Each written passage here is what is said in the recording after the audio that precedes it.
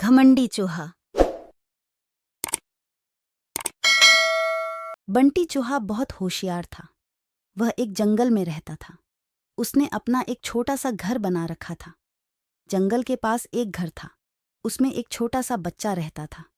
उस बच्चे के पास लॉग बूट थे, लेकिन वह छोटे हो गए थे। उस लड़के ने वह फेंक दिए।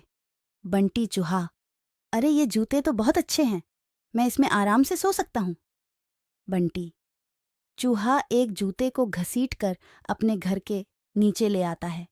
दूसरा जूता लाने की उसकी हिम्मत नहीं थी, इसलिए वह उसे ही साफ करके उसमें अच्छे से सोने का बिस्तर बना लेता है। फूलों से उसे सजाता है। बंटी बहुत खुश रहता था। जंगल के और जानवर उसे देखने आते थे। जानवर जब उसको देखते तो बंटी चूहा बहुत नखरे में अपने जूते पर चढ़कर बैठ जाता था। एक दिन नटखट कबूतर बंटी से मिलने आया। नटखट कबूतर, बंटी भाई बहुत सुंदर घर सजाया है और इस जूते ने तो 4 चांद लगा रखे हैं। बंटी चूहा, सुन भाई, नज़र मत लगा, मैंने बहुत मुश्किल से इसे सजाया है। तुम जैसों की नज़र लगी, ये खराब हो जाएगा। नटखट कबूतर, भाई मैं तो तुम्हें बधाई देने आया था, लेकिन लगता है तुम्हारा घमंड तो 7वें आसमान पर है। बंटी चूहा, मुझे किसी की बधाई की ज़रूरत नहीं है। मैं जानता हूँ तुम सब मुझसे जलते हो, क्योंकि तुम बाहर सर्दी झेलते हो और मैं इस जूते में घुसकर आराम से सो जाता हूँ। नटखट कबूतर बिना कुछ कहे उड़कर वापस चला जाता है। अब बंटी चूहा सारे दिन घूमकर खाना खाता और रात को अपने जूते में आकर सो जाता था। धीरे धीरे जंगल के सभी जानवरों से उसने बात करना बंद कर दिया था।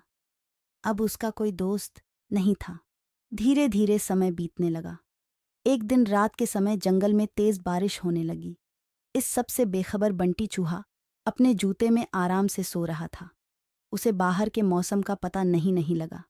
बारिश का पानी बढ़ने लगा। जूते के तले में एक सुराख था, जिससे पानी जूते में भरने लगा। कुछ ही देर में बहुत सारा पानी जूते में भर गया।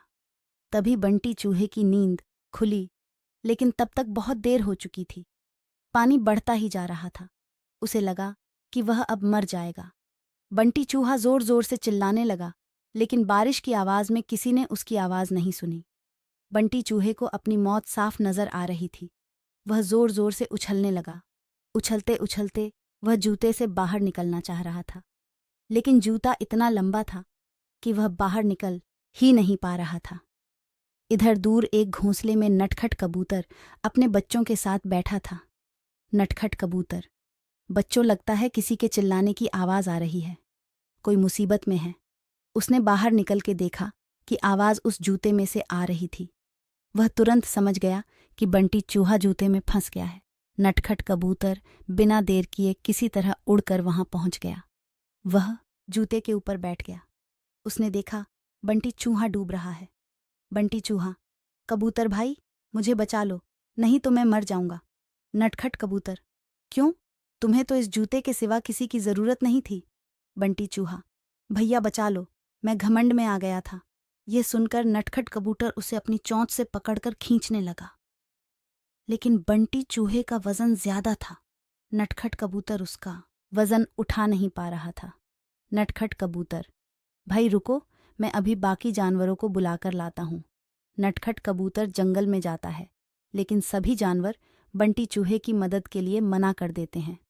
तभी रास्ते में उसे कालू कौवा मिलता है। वह उसके साथ आ जाता है। दोनों मिलकर बंटी चूहे की एक एक टांग चोंच में दबाकर उड़ जाते हैं और उसे ऊपर बने घर में रख देते हैं। बंटी चूहा अपने किए पर बहुत पछताता है। अगले दिन वह जूते को खींचकर उल्टा कर देता है। उससे उसका पानी निकल जाता है। उसके बाद वह उस जूते को घसीट कर ले जाता है और नदी में फेंक देता है। यह देखकर नटखट कबूतर और कालू कौवा बहुत खुश होते हैं। फिर बंटी चूहा सब जानवरों के पास जाकर सबसे माफ़ी मांगता है।